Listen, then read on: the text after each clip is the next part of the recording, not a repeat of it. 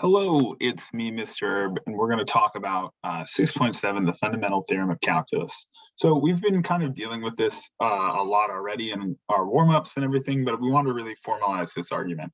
And it's that the integral from a to b of f of x dx is equal to the antiderivative of f of b minus the antiderivative of f of a.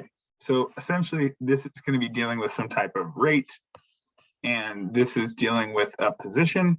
And so if we're trying to integrate this, we're really just saying, hey, take the antiderivative, plug in b, that'll tell us the upper position, and subtract that from the lower position, which is the antiderivative of a, and you'll get your final answer. So for example, this is one you'll see something similar on AP Classroom, dealing with f being a twice differentiable function. Here is the integral.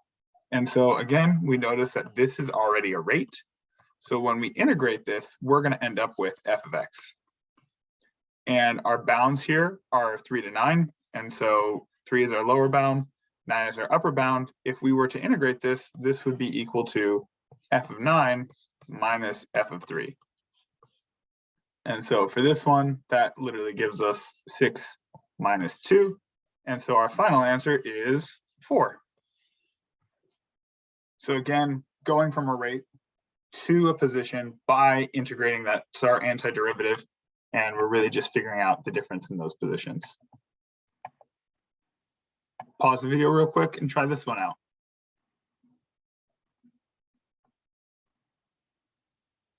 Okay, we're finding the change of position of the particle from 3 to 15. And so that tells me we're going to integrate from 3 to 15. And again, we're going to integrate with respect to v of t, dt. And so if we're looking for that change in position, that'll be equal to x of t from 15 to 3. And so in our case, that is 6 minus 2, and that gives us 4, which again, same answer as the previous problem, but this is just what it's talking about in context. You may be saying, Mr. Herb, I really probably would have just dealt with a thing different.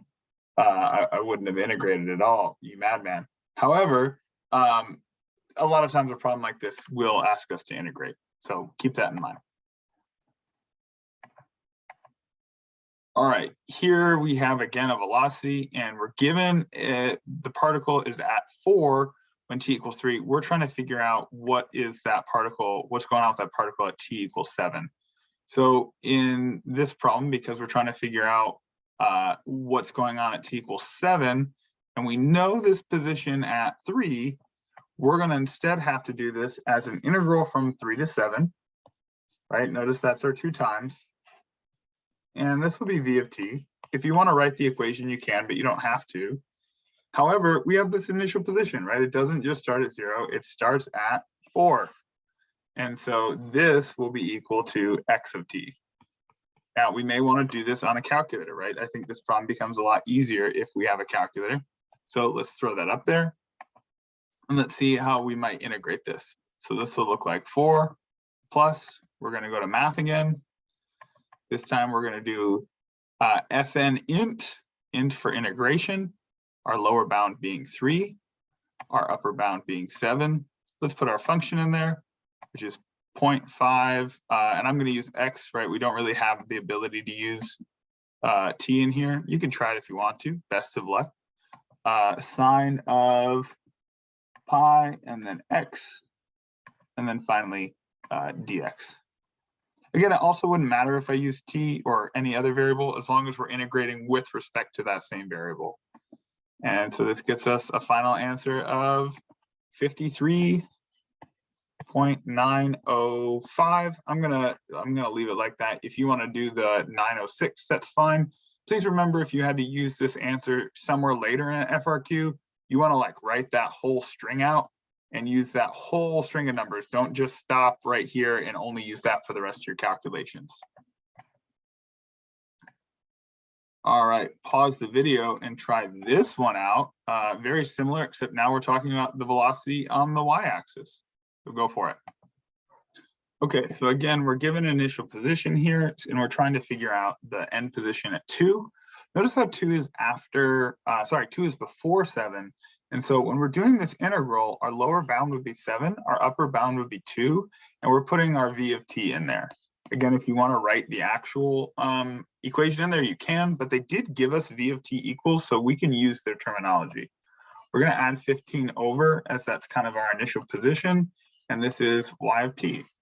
We're not going to integrate the 15t because if we're, or the 15, because if we integrate the 15, that would look like plus 15t. So you're adding a linear component that's not actually there. We're just saying, hey, you do start at 15 at this point. Our goal is to integrate because we're finding essentially how far you traveled based on these velocities. And because we're starting at 7, we're kind of working our way backwards to 2. So if you want to rewrite this as 7 minus the integral of 2 to 7 v of t dt, that is also acceptable. Looking at this on our calculator, it looks a little something like this. I get a big negative number, and if we wanted to, we could plug this whole thing back in and change the bounds. Oh, why is that there? Okay. Let's try to do that again. So if we want to do this negative and then math 9 is what we're looking for now. Let's do this from 2 to 7. We're going to end up getting the exact same thing, but I just want to show you guys to make sure we're all on the same page. Doesn't matter. Just understand that you should get the opposite of whatever the actual integral from 2 to 7 is because of the bounds being reversed. We talked about that as kind of our piece of our Riemann sum being the opposite. So notice, same answer. You can write it either way. I don't think it matters which way you do. Okay, so let's talk about basic anti-deriving. So these are all functions, and we talked about a function g is an antiderivative of f on the interval I, where g prime of x equals f of x for all I. Essentially, we're just working our way backwards, right? These are all primes, and we're just trying to figure out the basics. Take a second and try these problems on your own. Go for it. Okay, for the first one, I say, hey, if 2x is my derivative, what would give me a derivative of 2x? And so that answer would be x squared. And of course, because we're trying to figure out this is an antiderivative, we have to put that plus c. Notice this would be the same thing. What we're doing right here by just saying, hey, find f of x, we're really just saying integrate f prime of x dx. This is us saying the same thing. They mean the same operation. We still have to add that c because we don't have bounds on our integral. This one is just x cubed. This one is x to the 5th. And then I go, okay, well, if I'm doing the power rule, right, and I'm trying to work my way down, technically this would have brought a 5 down, but because I don't have a 5 brought down, I counteract that by dividing by 5. So 1/5 x to the 5th. And if you want to write that as x to the 5th over 5, that also works. And oh my goodness, gang, I forgot one of the cardinal sins. Both of these are plus c. Remember we talked about that plus c because we don't know the derivative of a constant is 0. So there's a possible constant there. It's possible c is 0, but we don't know, so we have to just slap a plus c on at the end. What would give us a derivative of negative sign? And that would be cosine. This coefficient doesn't change anything. It's just going to be multiplied by our cosine. And then again, a plus c. For this next one, this is a little bit more advanced. Notice how this is a cosine of 2x inside. So first, I always like to deal with the function itself and say, hey, that would be cosine of, or sorry, that would be sine of 2x. But then from there, I have to say, well, that would be equal to f of x. What's going on with that 2? Well, we know by chain rule that 2 is coming outside from the derivative of 2x, right? We do the derivative of sine of x, sine of 2x first. What's the derivative of sine? Cosine. And then what's the derivative of 2x? 2. So it all works itself out. We're going to see in later units where that, or later videos where that is not the case. This one's a little bit trickier, right? We have an x and a sine and then plus a cosine of x. This is not something we can actually deal with because of this x with the cosine. So if we're trying to integrate that, we could definitely integrate the cosine. That's pretty easy. Integrating the x cos or the x sine of x, that becomes a bigger part of a challenge. We are able to integrate that, we just do not know how yet.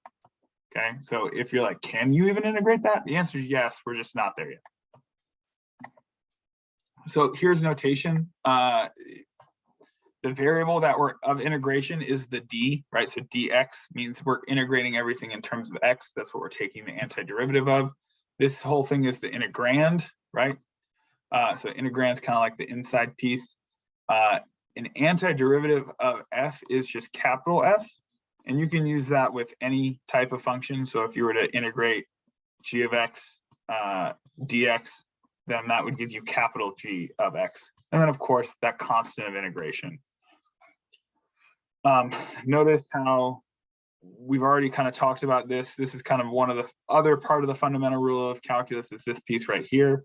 The d dx of the integral is just going to give us that inside function. We've kind of done that to death with chain rule and dealing with if it has bounds.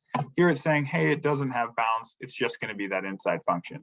So integration and deriving will essentially cancel each other out. So I know a lot of you like a set of notes. Here's a sheet you can kind of go back to talk about what you know in terms of basic rules of integration, right? So we have the differentiation rule and the integration rule. I think these aren't too bad. If we're taking a derivative of kx, it's just the constant. If we're doing a constant times f of x, that's going to be k times f prime of x. If we're doing addition, notice how this is addition, not multiplication. It's just f prime of x, and then that plus or minus is going to stay, and then g prime of x. And then the power rule, right, one of our favorites, that becomes x or n times x to the n plus or n minus 1. Notice none of these have a constant. They definitely could, and all of these would still apply, right? Also, this is kind of an important one, dealing with that k. This essentially says, hey, if we did a scale factor with any of these, just make sure you don't get rid of your scale factor, right? We could have done this whole thing with like k times, and our end answer would just be k times.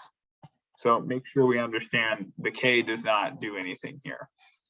Okay, when we're integrating this, right, if it's k dx, meaning you're integrating just a number, right, just a constant, that would equal kx or plus c, because again, we have that constant. For integrating the derivative k f of x plus c, this becomes f of x plus or minus g of x. And here's the one that a lot of us want to have, and that's undoing the power rule. So that means we're going to raise this power by 1, and we're going to divide by the old power. We're going to divide by the new power, 1 over n plus 1.